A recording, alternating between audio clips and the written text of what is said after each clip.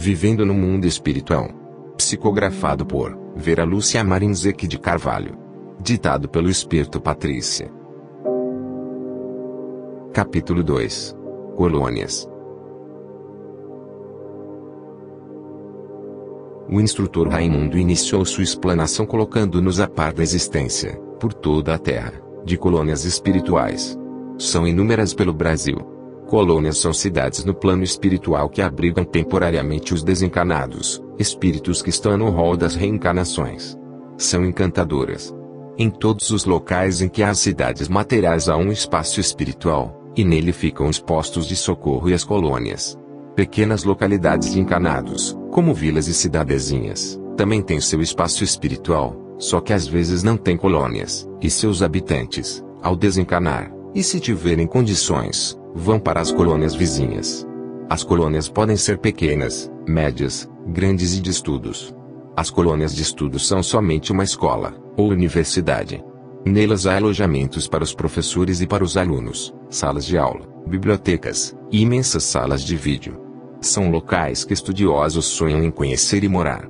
As outras colônias têm as bases iguais, são fechadas, há portões, sistemas de defesa, grandes hospitais, escolas, jardins, praças, locais para reuniões e palestras, e a governadoria.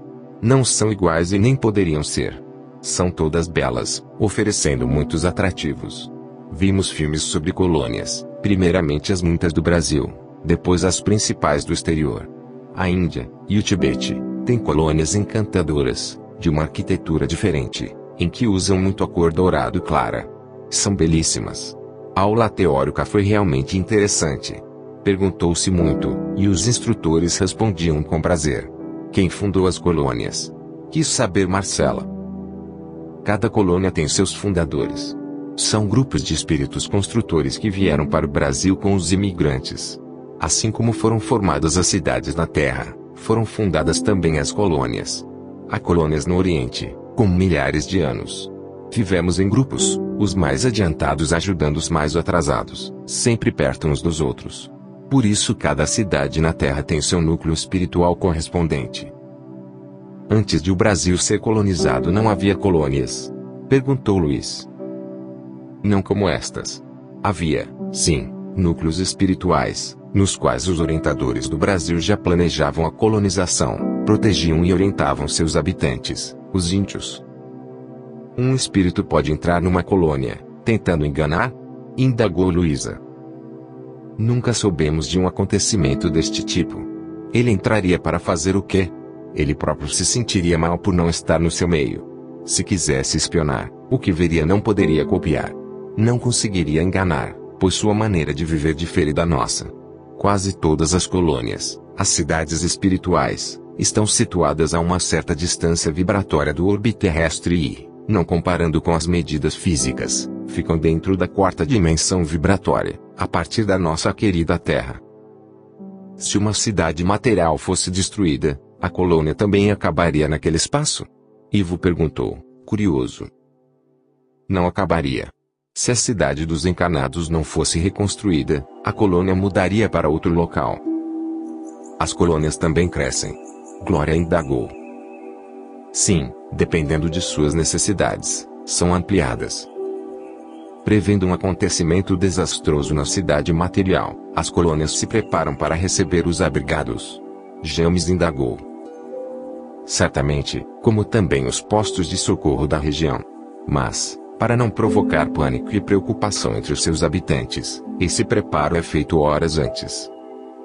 Começou a aula prática. Fomos primeiramente excursionar em nossa colônia, que eu já conhecia. Mas foi, como sempre, emocionante passear por lá. Uma festa para meus olhos e meu espírito. E agora, com o primeiro grupo de colegas de estudo, as maravilhas que conhecia pareciam se renovar aos meus olhos. Tal qual a mãe que não se cansa de olhar e admirar o seu rebento amado. O grupo alegre inteirava-se de tudo, vimos as praças, os jardins e prédios, conversamos agradavelmente com o responsável pela colônia, seu governador, que nos incentivou com palavras amáveis. Ao visitar o hospital, conversamos com os doentes, tentando passar-lhes a alegria que sentimos. Ajudamos na limpeza e na alimentação dos pacientes. As colônias têm um perfeito intercâmbio umas com as outras e com os postos de socorro a elas subordinados. Frederico nos explicou. Agora, vão conhecer a escola de regeneração. São poucas as colônias que têm essas escolas. Destinam seus irmãos trevosos, para se recuperarem. É preciso esclarecer que há uma grande diferença entre espíritos trevosos e espíritos necessitados. Em nossos centros espíritas normalmente se socorrem espíritos necessitados ou ignorantes. Trevosos muito pouco vão à Terra, não se interessam pelos encarnados por achá-los ignorantes e inúteis. Certamente há algumas ressalvas. Esses irmãos dedicam-se quase sempre a reinar em seus domínios no umbral. Há poucos centros que se dedicam a doutrinar essa classe de espíritos, pois eles dão muito trabalho. Eles se realizam no mal e é no mal que querem viver, desprezam qualquer atitude fraterna, cultivando o egoísmo. Dominam e são dominados, não há liberdade. Nesses domínios há os julgadores e os vingadores em nome de Deus. Essa escola foi fundada para receber esses irmãos. A escola de regeneração é muito bonita e fica dentro da colônia São Sebastião. Em meu primeiro livro, Violetas na Janela, descrevi bem a colônia onde estou e, de modo geral, todas as colônias. Neste livro, para não ser repetitiva, descrevo-as superficialmente. Nota da autora espiritual. É cercada, e só é possível entrar e sair por um portão. Nela, estão localizadas as salas de aula, os alojamentos, tanto para os professores como para os alunos, uma biblioteca bem equipada, uma sala de vídeo pequena onde há televisão e filmes sobre diversos assuntos.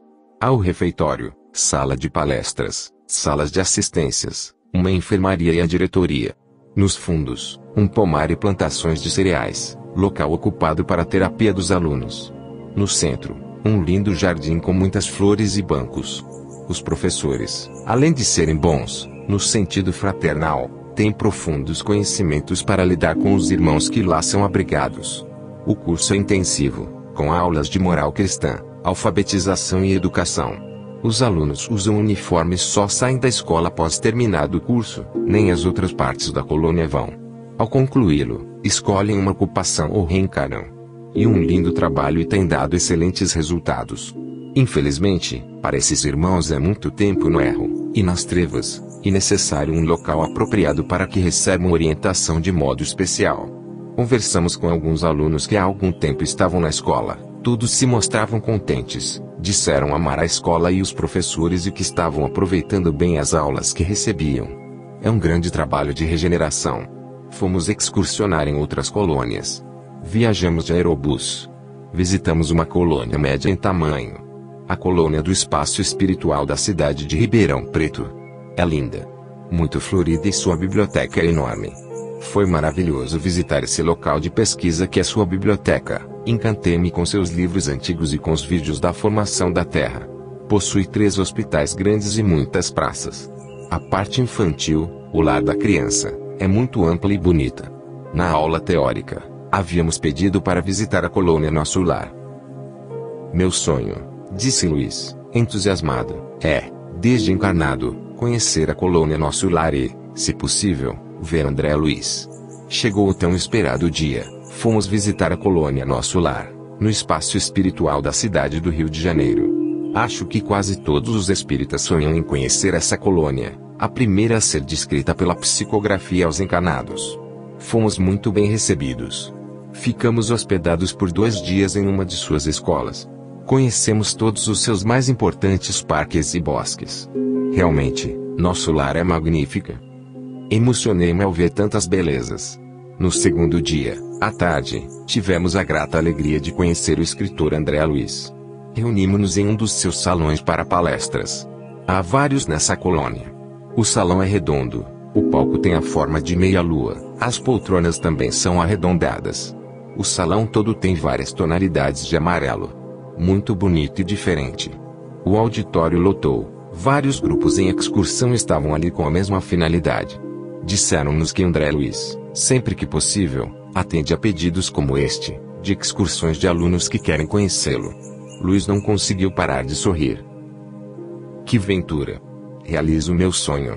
Sou fã desse escritor desde encarnado. André Luiz apresentou-se com simplicidade e naturalidade. É como certas pessoas que olhamos e achamos super agradáveis. cumprimentou-nos, sorrindo. Pensei que fosse diferente, exclamou Ivo. É tão simples que nem parece ser tão conhecido por todas as colônias do Brasil e por todos os espíritas. Dona Isaura olhou para Ivo, pedindo silêncio. André Luiz falou, com voz forte e tranquila, que era somente um simples estudante em fase mais adiantada, e que somente ficou conhecido por ter tido a oportunidade de editar os livros que foram psicografados, descrevendo o plano espiritual.